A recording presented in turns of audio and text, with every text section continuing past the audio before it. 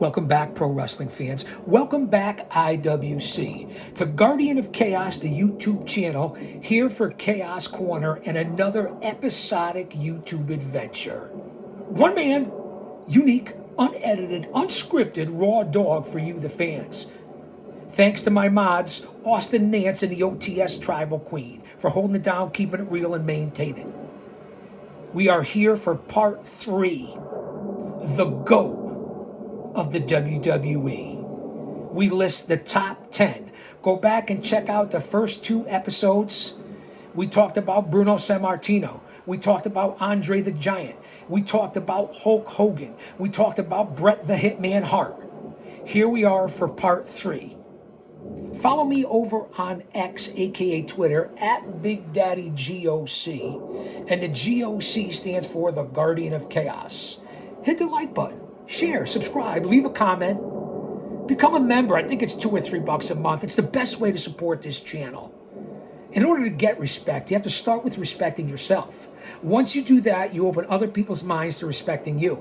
I'm here as a much-needed temporary distraction and stress reliever to the insanity of the current day 2025. And there's 3 types of people in this world. Those who don't know what happened, those who wonder what happened, and people like the GOC Big Daddy that make things happen. Coming to you live to tape 25 feet below the surface of the earth. Kick back and relax. Take out your notebooks. Class is in session. You come here to learn things, history and facts. So you're better off when you walk out of here than when you fucking walked in. So you can hold an actual conversation in the IWC at your next venue, event. The holidays are coming up, work parties, the water cooler, the bar, the pub, the restaurant, the tavern, wherever the fuck it is that you hang out. And I apologize for the cussing. Kayfabe to all you pencil necks out there with the brain of a dehydrated BB. I mean, no offense, man, what I say. Let's sit back and have some fun. Take a load off. I'll be right back. Let me get a little shot of the espresso here.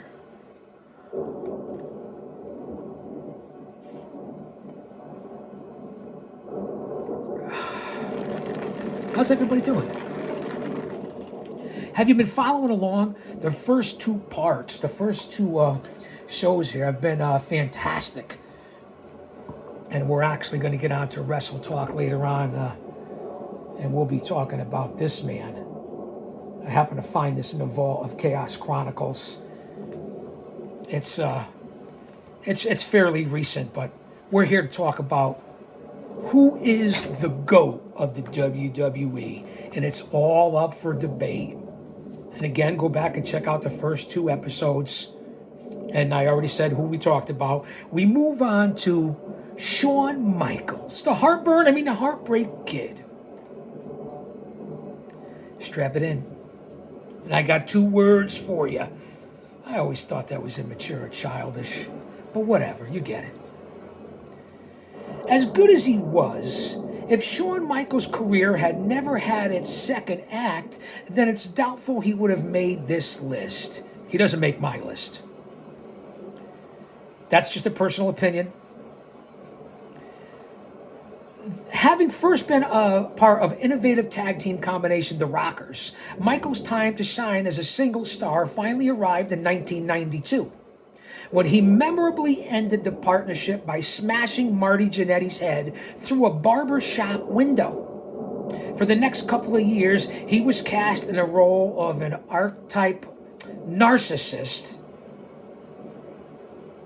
During an era in which such gimmicks were hardly in short supply, ravishing Rick Rude, the model Rick Martel, who could forget Mr. Perfect, the ultimate narcissist, Lex Luger? And you could even include Richard Holiday, 2025 star, everywhere from MLW to the NWA to AEW to Paradise Alley Pro Wrestling. And that would be one Richard Holiday, Roma-trained Mancini brains. Talk about narcissistic behavior and rarefied air. That's Richard Holiday. He could be in the class of all these narcissists that I just mentioned. But focus, Chaos, focus. They all performed similar acts in the company around this era. But even in such esteemed company, Michaels managed to stand out. By the time of his iconic ladder match against Razor Ramon in 1994, it was clear that HBK was the kind of in-ring talent that comes around once in a generation. Even so, Vince McMahon seemed reluctant to pull the trigger on turning him into the company's next top babyface. But by early 1996, it was his time to be given the ball and to run with it. Unfortunately, this was happening at a bad time in the company's history. Live gates and TV ratings were way down on what they had been at the peak of Hulkamania, and the WWF was facing stiff competition, if you will, from WCW and Ted Turner, which was regularly poaching competition from McMahon's top talent. The company was also still reeling from the negative publicity of McMahon's steroid trial. And Michaels himself didn't always help the company's fortunes by being notoriously difficult backstage. It would be harsh to blame the company's numbers during Michaels' main event run on him giving everything else that was going on. Excuses. But the fact remains that the live gates were down across the board and pay-per-view buy rates. They were a serious concern. Even his crowning moment at WrestleMania was purchased by fewer than 300,000 households.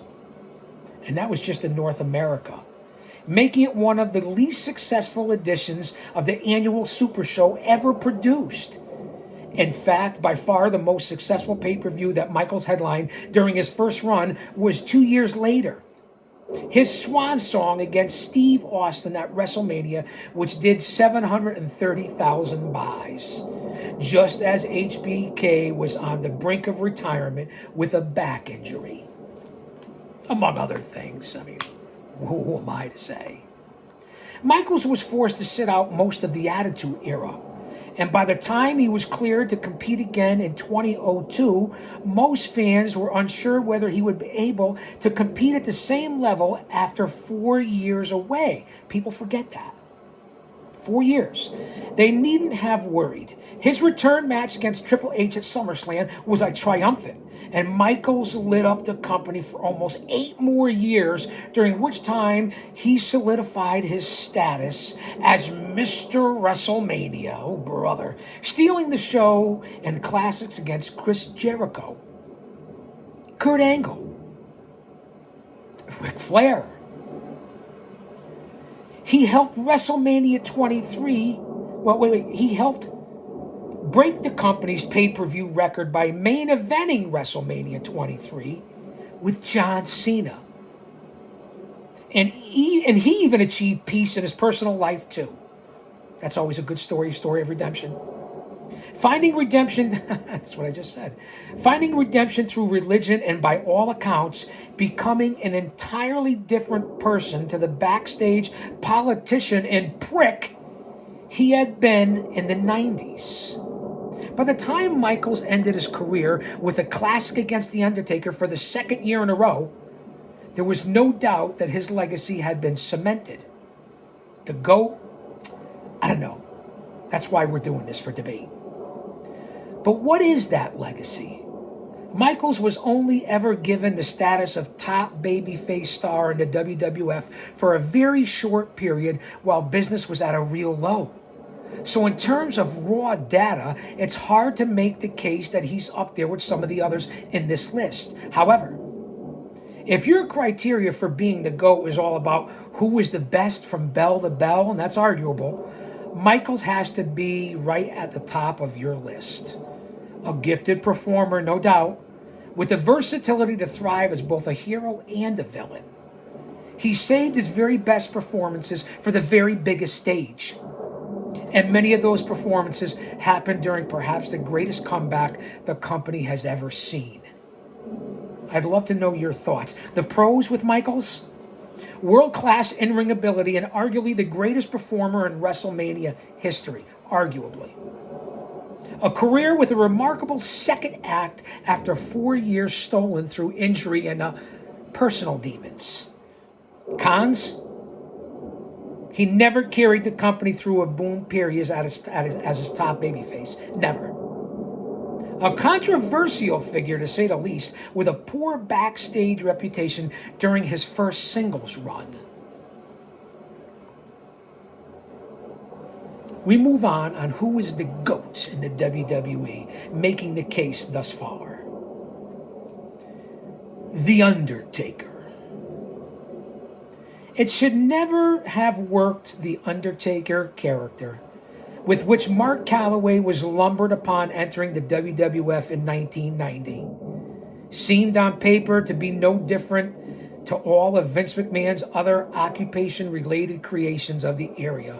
His debut match in the WWF as The Undertaker was against Mario Mancini, the owner of Paradise Alley Pro Wrestling, who was in the WWF from 1984 to 1992. Tidbits of fact that you won't hear anywhere else. Undertaker debuted with Mario Mancini. Look it up. It's history. That's for you, Mario. Much love, my brother. By all logic, the gimmick should have flopped just as badly as the heartless taxman, the evil dentist, or the crazed repo man. But against all odds, the giant ginger-haired Texan found a way to make it work. Not only for a year or two, but for a scarcely believable 3 decades. For a year or two, but for, again, think about that. A year or two, they thought, over 30 years. As with all wrestling careers that go the distance, the key was constant reinvention. Initially a callous zombie, mean Mark Callis. How about that for useless tidbits of information and irony here on Chaos Corner? Who is the GOAT of the WWE? Controlled by Paul Bearer's urn, Taker soon evolved into a Batman-esque vigilante, then a satanic cult leader, then an angry biker. He then returned to his dead man roots, and in the second half of his career, his appearances gradually became less frequent, in part to help prolong his career, but also to help build his mystique. Again, think about it. From The Undertaker to the Batman-esque vigilante, a satanic cult leader, so to speak, an angry biker, and then back to the dead man. That's reinvention. That's longevity. Wow. By now, his undefeated streak at WrestleMania had become a major focal point each year, and his annual defense of that record became one of the show's main selling points. By the time that streak was finally ended by Brock Lesnar in 2014, it was so important to WWE fans that many felt a genuine sense of grief. It was also so important to the Undertaker character that he could have been lost without it.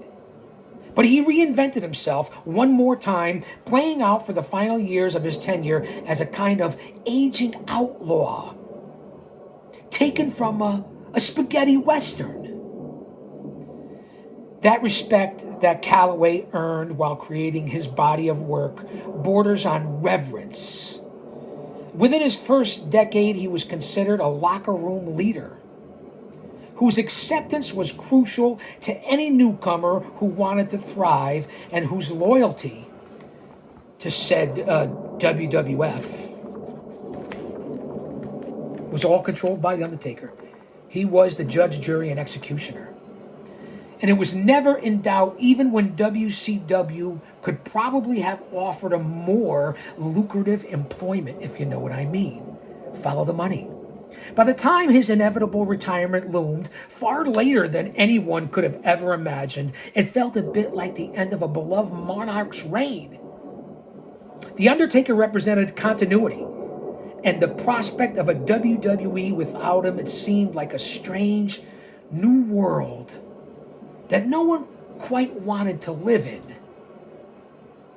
The outpouring of love and affection for him at this year's Hall of Fame ceremony provided just a glimpse of what this man and this character has meant to the company's fandom for longer than many of them had been alive. Of course, one of the unique things about The Undertaker's career is that there was no stage at which he was ever the guy in the way that Sammartino, Hogan, Austin, or heck, even Cena were in their respective eras.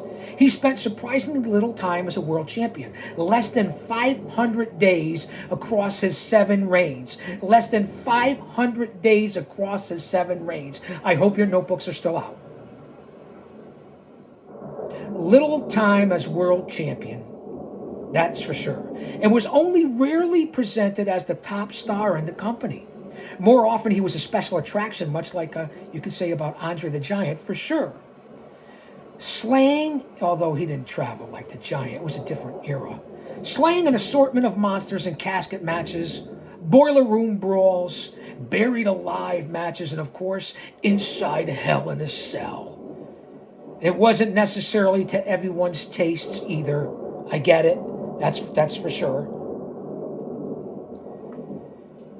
For a few, the lightning and smoke all seemed a bit hokey, while for many more it was everything professional wrestling should be.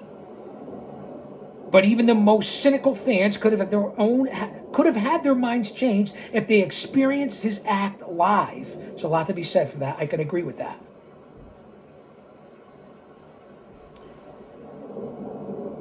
To be there in person when the ominous gong sounded and the arena plunged into darkness was almost guaranteed to send chills down the spine for most. Does all of that make him the GOAT? Not in the way that some of the other names on this list might be. As WWE standard bearers who became the face of the company for years at a time, but he captured the imaginations of fans across multiple generations like no other character has ever managed or ever will again. I can agree with that to an extent. If loyalty and longevity counts for anything, then The Undertaker has got to be in the conversation as one of the greatest warriors that Vince McMahon's company ever had fighting for it.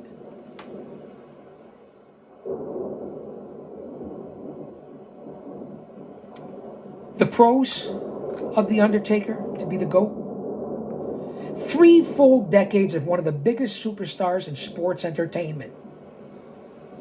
Perhaps the most captivating and certainly the most enduring character WWE has ever known. The cons: he never had an extended run as the face of the company. 500 days and 7 title reigns, remember that. Others on the list reached greater heights of popularity at their peak. That is true. So that's the argument for The Undertaker on who's the GOAT. We move on to Stone Cold Steve Austin here on The GOAT Part 3. Thanks for being here. I hope you can feel the motivation and passion with which I present this and read this to you. Looking back now, WrestleMania 13 could be viewed as the moment that set in motion the series of events that finally turned the tide of the Monday Night Wars in favor of the WWF. But it's important not to underestimate how dire things had become for the company, especially at that time. The show itself was the least successful WrestleMania of all time, with only 237,000 pay-per-view buys in North America. Rivals WCW were well into a winning streak in the weekly TV ratings that would eventually last for the now infamous 83 weeks. And some of the WWF's top talent was jumping ship when offered more money to work for Ted Turner. It's not an exaggeration to say that Stone Cold Anti-Hero and his smash hit feud with the demonic boss, Mr. McMahon, saved the World Wrestling Federation when it faced an existential threat from WCW. But he did more than that. He took the company to heights unseen even in the Hogan years. Keep your notebooks out. Austin 316 t-shirts became the best-selling piece of merchandise in company history. The company repeatedly broke its own record for the annual profits, and before long, the WWF was back in the mainstream, deemed cool again in a way it hadn't been since the height of Hulkamania. And Austin 316 says, "I'm gonna whoop your ass." Wow. It was a good era, that's for sure. Again, deemed cool by Austin. It was a remarkable turnaround, and it directly led to Vince McMahon's eventual monopoly of the American wrestling scene in 2001. The selection of Austin as the man to take the company forwards was also perhaps the biggest risk McMahon had ever taken.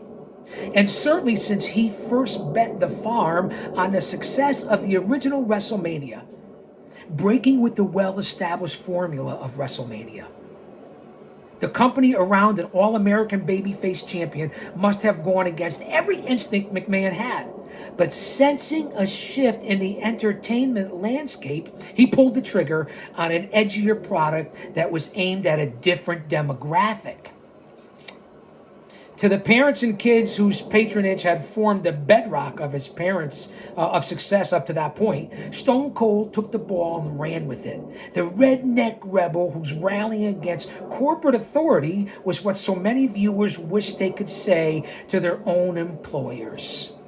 Austin versus McMahon tapped into the zeitgeist in what was that no one ever could have foreseen. That's when Vincent Kennedy McMahon became Mr. McMahon. One and the same, I guess you could say, after what we've learned recently. What a time. Again, here we are in the 2000s. I mean, I'm approaching almost early 2000s, approaching just about 40 years old, still in the business, taking the fucking bumps, just to show you where I was at my time in this industry while all this was going on. Again, Austin versus McMahon, unbelievable. The singular best example in history of a wrestling company that captured lightning in a bottle. But like all good things, it couldn't last forever. In fact, people often forget how brief the Austin era really was in comparison with the tenures of others on this list. By the time of Austin's coronation as world champion at WrestleMania, he had already returned from a serious neck injury. But within a couple of years, he needed to go under the knife again. Forced to sit on the sidelines for most of the year 2000, when the WWF was at its commercial and arguably its creative peak, it's arguable, he made an ill-judged heel turn within months of returning, which blighted his year in 2001. And had a falling out with the company that resulted in his absence for much of 2002. And do you guys remember this? I want to hear what you have to say, where you were as the chains get heavier around my neck during Who is the GOAT Part 3. Very interesting topic. I've been wanting to tackle this for a while. Again, the injuries, whether it was Hogan, whether it was Shawn Michaels, whether it was, as you see, Stone Cold, I mean, and people want to talk about the legitimacy of the physicality in pro wrestling. There's no off season. Just want you guys and gals to remember that. Okay, we talked about 2001 with Stone Cold. 2002, of course, the McMahon-Stone Cold feud. By 2003, his mounting injuries forced him into early retirement. And it was another 19 years until he would compete for one last time on the grandest stage of them all, taking out Kevin Owens at this year's WrestleMania. Again, remember where we are. We went back to go forward. All in all, there's a strong case for saying that the period when he was really at his absolute best was a 2-year window between neck surgeries in 1997 and 1999. That's not long at all in the grand scheme of wrestling or in wrestling history. But it might just be the most successful 2 or 3 years that any wrestler ever experienced. Stone Cold star didn't shine for as long as some of the others listed, but for a while it shined the brightest. And in doing so, it guided the WWF to safety at a time when it might otherwise have been lost. Now, the pros for Stone Cold Steve Austin to be the GOAT, of the WWE. The radical change of creative direction that he spearheaded probably saved the WWF from annihilation at the hands of WCW. His best years were more wildly successful than anyone before or since. The cons? The peak of his success was surprisingly brief compared to others on this list. His career as a main eventer was disrupted by injuries, creative missteps for sure, and a falling out with the company management. What a list so far for the GOAT of the WWF WWE. We are in part 3. I'll be right back for part 4. So far, we've covered Bruno Sammartino, Andre the Giant, Hulk Hogan, Bret the Hitman Hart, Shawn Michaels, The Undertaker, Stone Cold Steve Austin. Coming up on part 4, if you smell what chaos is cooking, you can't see me. I'll say that to say this, because I tell it like it is. Don't you dare miss it.